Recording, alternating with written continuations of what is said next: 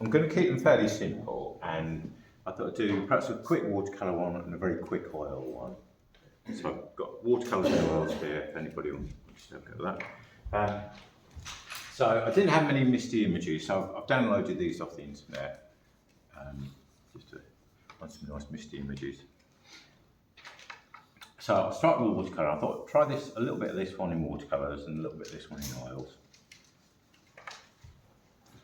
So I wanted to get this just a background colour. So I've just been mixing colours. I've used some raw sienna, and then I've mixed a kind of a purple colour and mixed a bit of that in with it to get something approaching that. And I thought this would be a nice subject to use wet and wet techniques. So just want to get that fairly wet to start with. That's a bit more of the yellow. And to me, it just got a little bit more grey or purpley as you work your way down here. So you can add more of the purple into the mix, here. I'm going to try and work most of it wet and wet. So that's the first bit. Using a reasonable size brush, and then just try and find a slightly smaller brush that's giving a bit more definition. Trees. Try that one. It's perhaps a little bit too big. But, again, I've mixed a darker colour, a slightly purpley colour that I've added a tiny bit of brown to stop it being too purple.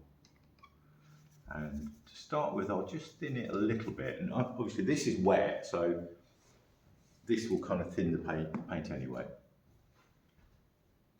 I thought it's a nice opportunity to practice some sort of wet and wet approaches. Something like this. Yeah. You could sketch out roughly where you want to position. If you want to have a go at this one, you could position the trees, maybe make a few lines. Start with. And then I'm thinking perhaps I'm going to try and go a little bit lighter, maybe from the distance.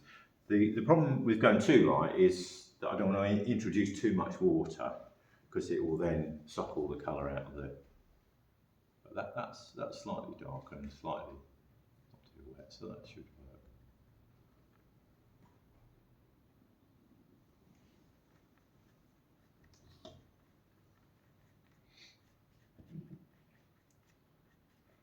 Down there. And then going a bit darker still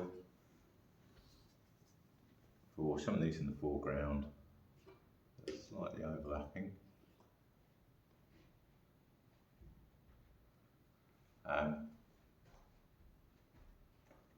And one of the difficulties I find with this one is that the paper is liable to sort of dry out as you're working. I can see that bit there has got a little bit drier.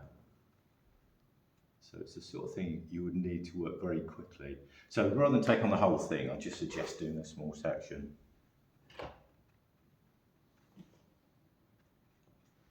Something like that. And then could go another one, perhaps slightly darker, maybe slightly greener, add a little bit of green to that.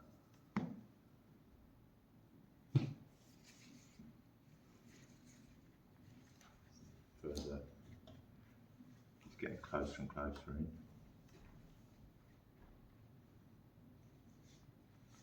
I think as you get into the foreground, they're all almost like more in focus anyway. So if this bit started to dry out, I don't think it would matter too much.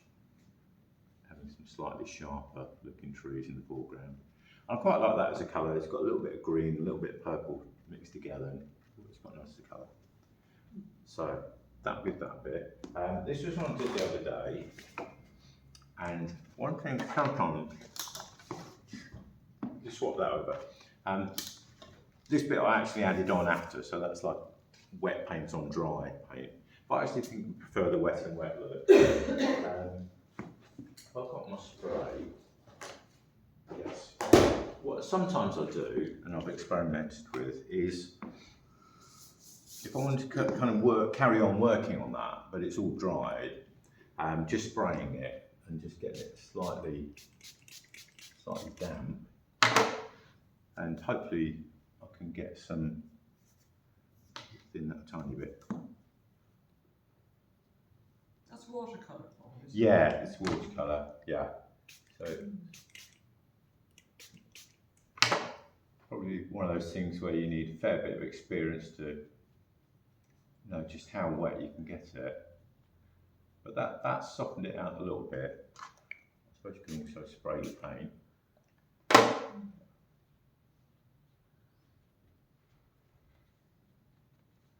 Yeah, so that's another way of trying to get a sort of wet in wet look over the top of something you've got already. What sort of brush is that? Is that a mop? Or? No, this is just a very cheap synthetic one. Okay. Yeah. This one's more of a mop. So that one, the one that I just put the big wash on. So the like natural hair ones hold lots of moisture.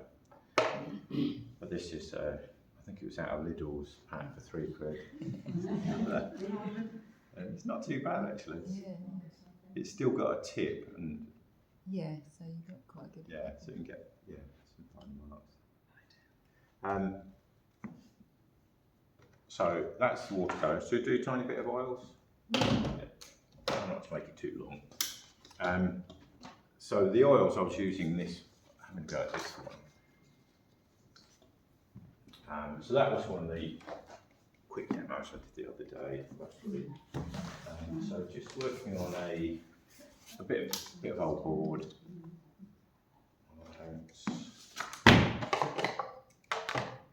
So these are water mixable oil paints, and I've got loads here. If anybody hasn't got oils and wants to try oils, I've got a set there that one of my students gave me. She didn't get on with them. But so yeah, there's plenty there to try if you want to. Right, so I think I'll probably start with the sky colour. So this is going to be very. I don't really thin the paint very much at all, just a tiny bit to get it to flow. And you can either use a medium. I'm just using the water itself here. So making a nice pinky, peachy colour using magenta and some cadmium yellow. This board, unfortunately, is a little bit absorbent. I haven't really used proper primer.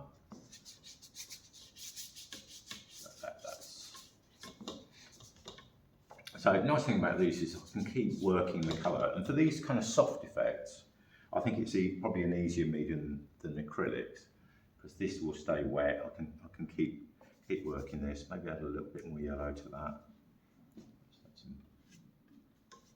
It's running through. When I come down to this bit here, with the, looks like a little bit of land in the distance, quite a lavendery colour. So some blue and some magenta, or crimson would be fine. Maybe a little bit dark, a bit more white.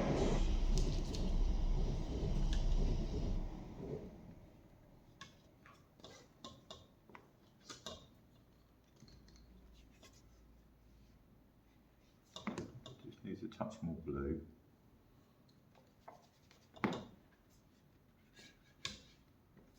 And again, I'll just thin that a tiny bit just to get that to flow.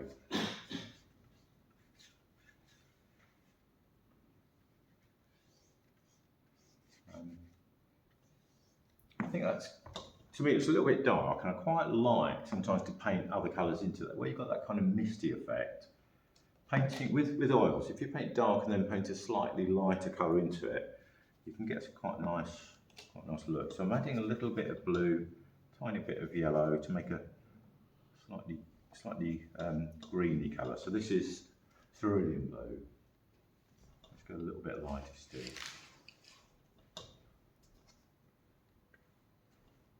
Just working that into the darker colour.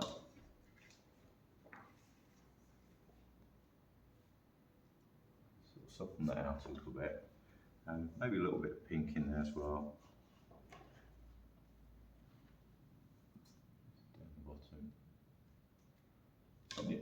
Sort of gets kind of broken colour effect where you sort of optically mixing the colours in your eye. Carry on down with the, I really should have painted some of this before. So just mix a little bit more of that colour.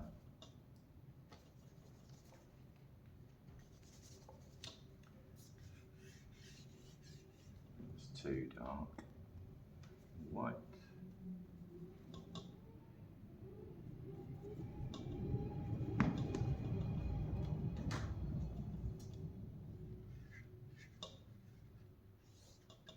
Come down here.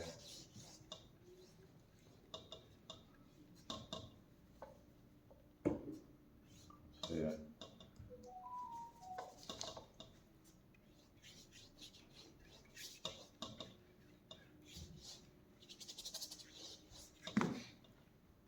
And I'll add a little bit of brown in with the mix for the land colours. So I'm using my purpley mix and just adding a little bit of dark in there. A bit of white.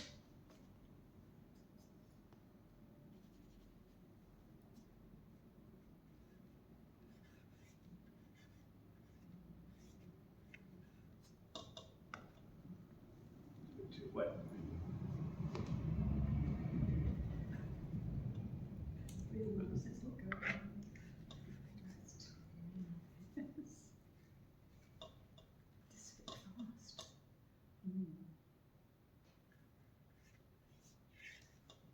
More in here. There. I possibly could have painted all that yellowy colour and then put the mud over the top. That would have been better, really. Perhaps doing a little bit like that. And then it's really the boats over the top. Then I'll just pop one in. So make something dark out of brown and blue, darkish. And a tiny bit of the grey mix.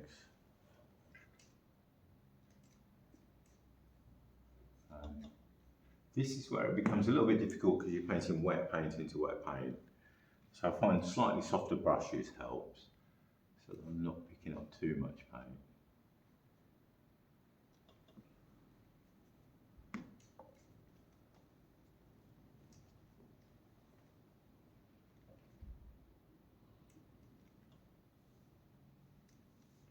And there's little bits of shadow on the mud.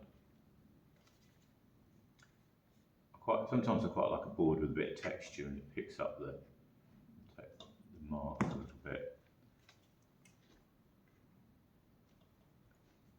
And then really just want something for a mast. I'll use this knife because it's quicker and easier, but sometimes I'll just use a thin brush and do it that way.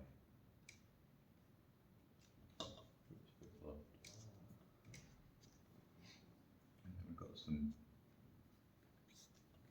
reflection down here. Oh, that's a nice trick.